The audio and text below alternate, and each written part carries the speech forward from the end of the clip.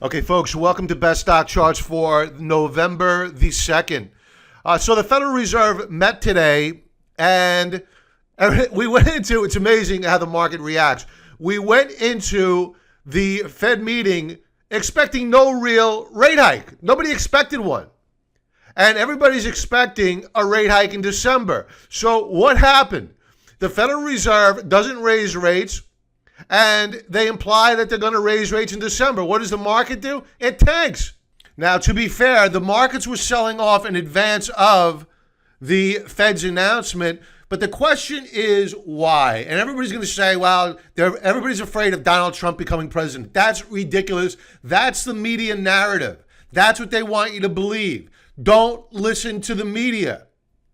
What the market wants is an acknowledgement by the Federal Reserve that the economy is weakening. And what's more, they want more quantitative easing. And guess what? They're going to get it. It's only a matter of time. I wouldn't be a bit surprised with the current trend of poor economic data if the December rate hike is put into question immediately after the election. They just don't want to acknowledge that the economy is falling apart because the Federal Reserve and the establishment wants Hillary. I'm not taking sides here. I'll keep to myself, and you might guess who I want. This is not a political statement. This is just a statement of fact. How the Federal Reserve could ignore the horrible economic data that's coming out. Is anybody going to be surprised to hear that there might be a little bit of collusion going on in Washington with all the revelations coming out? Please. Janet Yellen wants to keep her job. She's out of one if Trump gets elected. You draw your own conclusions. So, we know the economy is falling apart. The dollar is weakening. The Treasury yield declined today. So, if the Federal Reserve was going to raise rates in December, why did the dollar not rally and close positive? Why did yields drop today? It's because they're not convinced. And even if they do, and I'll give it 60-40 odds that they do raise rates, it's not going to be enough. Inflation is already ripping higher. Growth is stagnant. We have stagflation. The Federal Reserve is waiting another month to raise rates, and they're already behind the curve on inflation. It's too little, too late. Let's get to the charts, and I'll be talking to members more about our strategy on how to play this market on Market Wrap immediately following Best Stock Charts. So members, stay tuned. And if you're not currently a member, sign up for our 14-day free trial offer, or at least enter your email address, and I'll send you these videos. We hate spam too. All right, let's start off with our first stock pick, which is TVIEX. Now, this puts you twice long of the VIX, the fear index. Now, you can see that it's rallying quite strong. Can't quite get above 20. Now, when you take a look at the VIX has broken out. It's at resistance as well. So I'm not going to be a bit surprised in the coming days to see a counter-trend rally in the market. So would I go buying the TVIEX right now? No, I can't. Not unless it breaks out above resistance at $20.89. That's where I would look to buy the TVIEX or buy VIX options. You can see clearly that the TVIEX is under institutional accumulation. But given that this is a known, I can't buy into resistance. I need to see a breakout and ideally a pullback and a retest of the breakout point. We're close, but no cigar just yet. More to come on TVIEX. Next chart up, UGAZ. Fellow member Anthony asked me about UGAZ, and I warned that this is a commodity, and yes, while it looks oversold, and it is, textbook definition, sure, with RSI below 30, it's not enough. It's not enough. It's a commodity. And I warned that just when you think that it can't go any lower, they get hit even harder.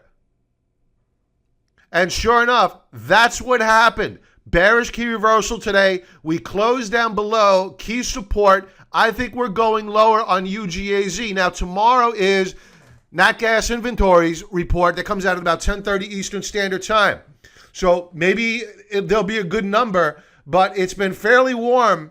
So I doubt you're going to see a drawdown in nat gas. And when you add into the mix that the global growth story has diminished dramatically, then why do you need all this energy?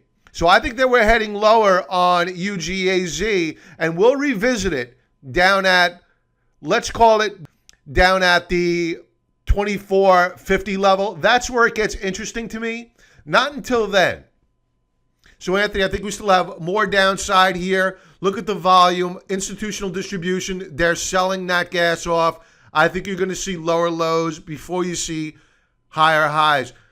You have a just possible double bottom setup forming on Stokes. I think it's a little bit too early to draw that conclusion just yet.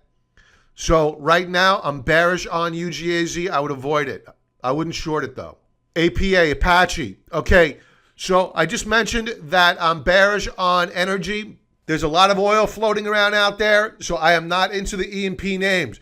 Apache daily chart, we have a lower high put in. We broke down below key support, so the path of least resistance is to the downside for Apache, and we are retesting key support at, let's call it, $58 per share. If we close down below 58, which I believe that we will, APA becomes a short. I would not short it before it closes down below 57.88. That's my number. And I wouldn't buy it unless it rallies up and through 60, let's call it $60.50. Volume rising to the downside. MACD flashed a head and shoulders setup, left shoulder head, right shoulder, broken neckline on a 45-degree angle. You had to get out. I think Apache is probably going lower. I think energy is going lower. I would avoid like the plague. ACIA, Acacia Communications. All right, so the markets are sending us a signal, and it's been a consistent signal for quite some time. RSI, Stokes are in a downtrend. That downtrend continues.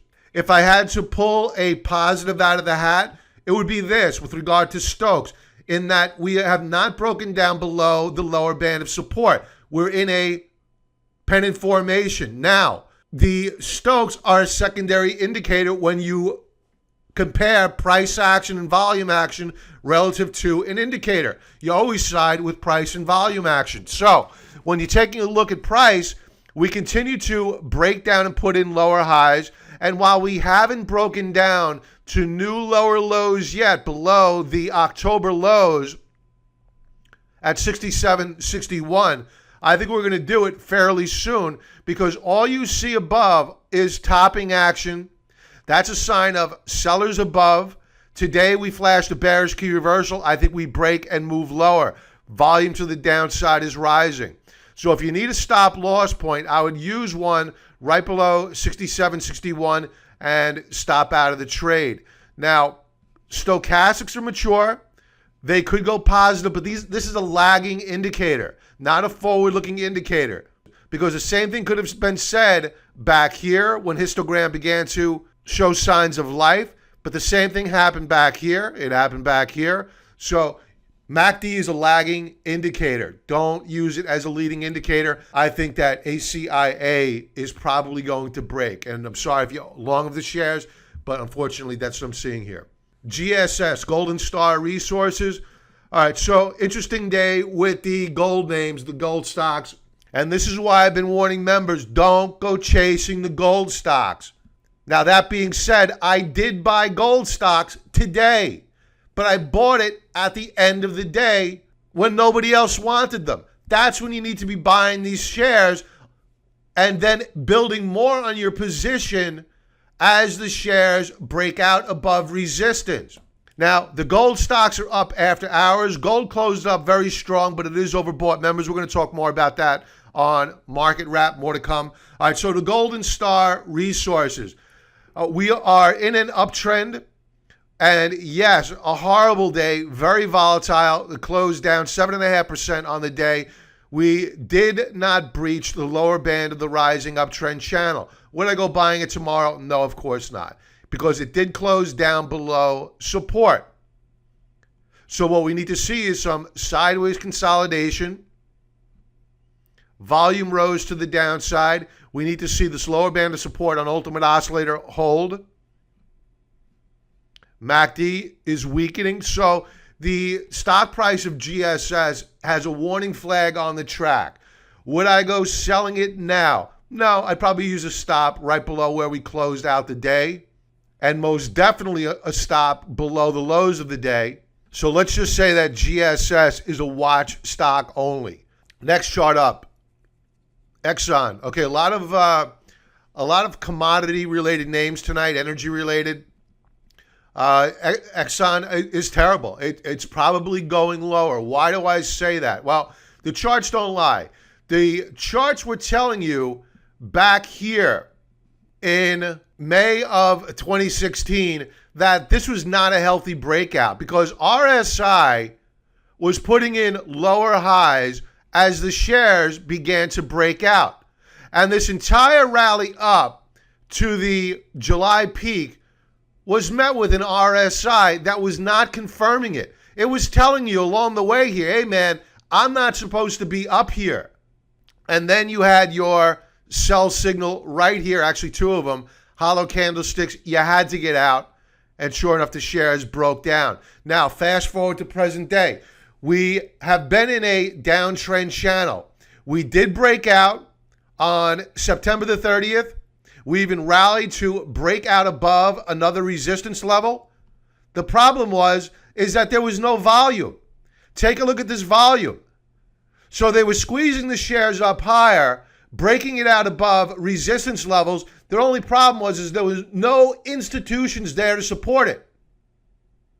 And the shares broke back down into a trading range. And this is one lesson that I always remind members of, never ever to forget. When you have a bull trap, which this is one of them, when you have a bull trap or a breakout point failure, and the shares break back down below the breakout point, they're going back down to retest the lower band of support, which is what happened. Not only did that happen, but they've now broken back down below the breakout that we saw on September the 30th. We have a massive breakout point failure on ExxonMobil. I think that there's a huge probability that ExxonMobil is going to break down not only below the September lows. I think that we're going down to retest the lower band of the declining downtrend channel. This is a broken stock. If we close down below 83, I think it's a short. I think you add more on a close down below 82.29, short it all day long. ExxonMobil is going down. Next chart up, RYAM, Raynor Advanced Materials Chemical Company. All right, so we had not just one, but actually two breakout point failures or bull traps on these shares. We broke out back here in August, rallied higher, and then a big rally. And then only a couple of days later, we collapsed back down into a trading range. And as I just mentioned with ExxonMobil, we retested the lower band of support, and we even broke that support level. Fast forward to present day. We rallied back. We broke out on October the 21st, then again, a breakout point failure. Now we're back down below key support, and we're probably going to retest the $11.70 level. Folks, I think we're going lower on this name. I think it's going to probably break support and head lower. Might it rally in advance of that? Sure, but I think that rally is going to get faded. I would avoid these shares, and if it breaks down below 1150, I would look to short them. Volume was light today, and let's call it about average, not below average. Both lines on Stokes trading down below 50. I would avoid these shares if you're looking to get long of them, and I would short them on a break below 1150. But it must close down below that level. Next chart up, MDGN, Medgenics Inc. Okay, so we have RSI, which is in a clear bear market. The shares broke down below critical support at $4.74. I think at a bare minimum, we're coming down to $4.35. You have a rounding top on Stokes, which are below 20. That's bad stuff, folks. The shares are going lower. Do not try to catch this falling knife. RSI, well above average. I would avoid these shares. I think it's too late to short them. Too much support down here. Plus, It's leaning into its third standard deviation Bollinger Band. This is no time to short them.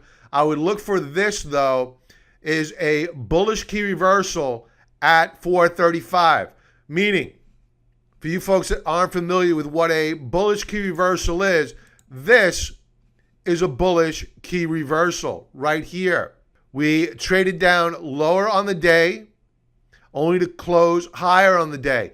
That's what you need to see, and it must hold the support level. So that means that on an intraday basis, it will probably break below the support level at 435, then reverse to close above it. Then you could step in and buy the shares for a possible short squeeze rally, then look to get out. I would look to get out at resistance of $4.74, because I think that the macro picture, the big picture on a weekly, monthly chart, these shares are going probably considerably lower. I would avoid them as an investment.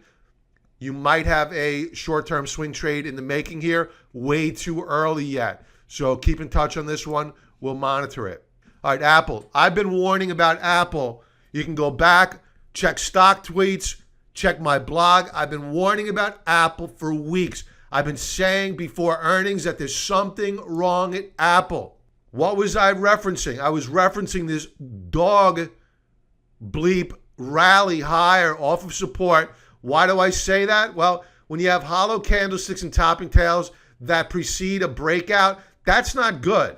That's a sign of lack of conviction. So we rallied. They had profit takers moving in each one of these days. Fast forward to the 19th, just the day prior, the 18th, I warned, something's wrong here. The next day, the shares break down and test 113.80. They rallied back because the traders bought them in advance of earnings. They had good earnings. I put in a short order after hours to short at 121 because that's where resistance was. It never even made it up that high. Fast forward to present day, clubbed like a baby seal. And now we close down below key support. Are these shares a short? Yeah, they are. If you get a breakdown below 111.55. Now, while we closed higher today, we closed well off the highs of the day. So what the market's telling you is that you have what was support back here now acting as resistance. And today's up volume, horrible. There's no conviction. So I think Apple is going lower. Facebook. All right, so Facebook, I'm going to talk first about a weekly chart. Facebook reported earnings after hours, and they were good earnings. But the shares are down sharply, and they are down around where this red line is here at, let's call it 118. So this chart, while it's not looking all that pretty, if you look close up here, does not reflect the after hours price action. So if you're looking from a higher level view, you'll say, wow, this is a beautiful rally. There's only one problem with this chart, and I've been talking about this for a while now. I didn't just draw these lines today. I drew them weeks ago. And last week, Facebook broke down on RSI, so we had an indicator leading price performance. Fast forward to this week, we have a follow through to the downside on Facebook. And again, folks, this does not include the after hours price action. Now, assuming that we open up where we're trading right now after hours at about the 118 level, that brings us down below this critical lower band of the rising uptrend channel. If we close down below that level, Facebook then becomes more attractive as a short than it does as a long. And speaking of Facebook, if you're watching this on my Facebook page, please like my video, please. So, pardon the cheap promotion. All right, so Facebook, it's not looking good. All right, not my favorite short, but the charts don't lie. If we close out the week below this lower band of support, the path of least resistance then changes from up to neutral to a bias to the downside, to be clear and frank. I know there are a lot of guys out there, gals, that love Facebook. If there's one stock I catch a lot of flack about, it's Facebook and Alibaba for whatever reason. But Facebook is not looking good. We're breaking down on RSI, breaking down on price on a weekly basis. And we've been breaking down. And again, I drew this line weeks ago. I've been warning about Ultimate Oscillator in a downtrend while price has been in an uptrend for quite some time. Do you short it based upon this observation? Obviously not, because I didn't short it. But Facebook appears to want to go lower. I'm going to leave off with STON. I posted a tweet on StockTwits last night, so I got a reply from BC Value Investor 88. And here it is. And I had to laugh, to be honest with you. And this is nothing against the guy. I'm sure he's a nice guy. STON is a scam. Any other scams you are watching to invest in? I've read it about 3 times today already, and I laugh each time. No, I have no other scams to recommend. I don't know of STON to be a scam. I know they lowered their dividend, but let's talk about STON as a extreme oversold stock, and this really happens to be my specialty. So let's talk about it a little bit as a great example, and obviously I have a skeptic out there, so it's all good. So let's go to it. And I guess the first thing I should say is that STON, Master Limited Partnership, MLP. All right, so very volatile, a little bit more risk than a typical stock, but the technical analysis stays the same. So what's the cause of the shares breaking down as they have over the past couple of months? They cut their dividend. MLPs are known for paying out fat dividends, and when you cut your dividend, that's never, ever good. So the key to trading extreme oversold stocks or MLPs, currencies, commodities, I don't care what it is. The key to trading these names is to identify key historical support levels. That's where you want to. If you're so inclined to buy the shares, that's where you want to buy the shares. So what happened today? Today, STON hit historical support. Last seen back in November of 2009. Hey, that's beautiful stuff. This is a great support level. Why do I say that? The reason is this, is that it acted as resistance in September of 2009, then again in October, and then at the end of the month, it finally eked out a gain above resistance. Then the beautiful thing was in November of 2009. It pulled back and retested the breakout point. So what was resistance then acted as support. To me as a technician, that speaks volumes. So where did the shares bottom out today? Right here. Right at that key support level. And they rallied off the lows of the day. And we stepped in and began buying. Now, did I get in at the lows of the day? What was the low? 944? No, I can't say that. But I'm very satisfied with our opening positions. And when you take a look at the daily chart, it really sends home the strategy that I employ, which is extreme oversold trading, whether it be extreme overbought or extreme oversold.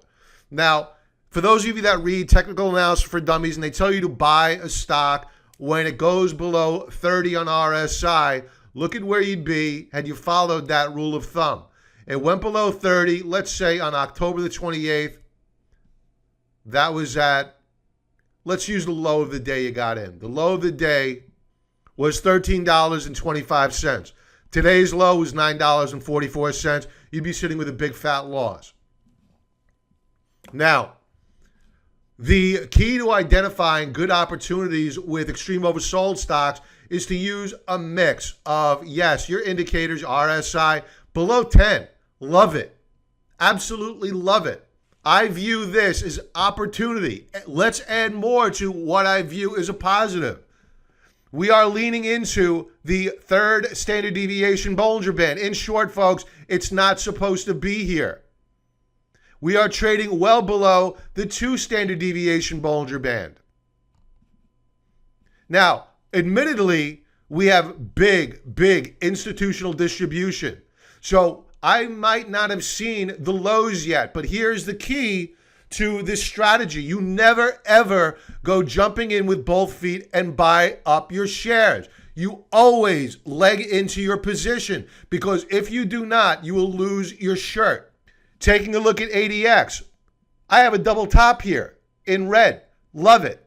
So I view any pullback, if we get one on STON, as an opportunity to build on our current position. Members, we're going to go into the intraday charts because I see divergences setting up, bullish divergences for tomorrow. So we'll talk about STON on Market Wrap. And to BC Value Investor 88, hey, no hard feelings, man. If you have any information you want to share, please do so. I'm willing to read it. If you believe that there is truly a scam going on here, we'd love to hear your analysis of that. Members, let's segue into Market Wrap, and let's talk about strategy and how we're going to play this market. Okay, members, let's begin Market Wrap with where we left off, which was talking about STON, 2-hour chart. And what we're seeing here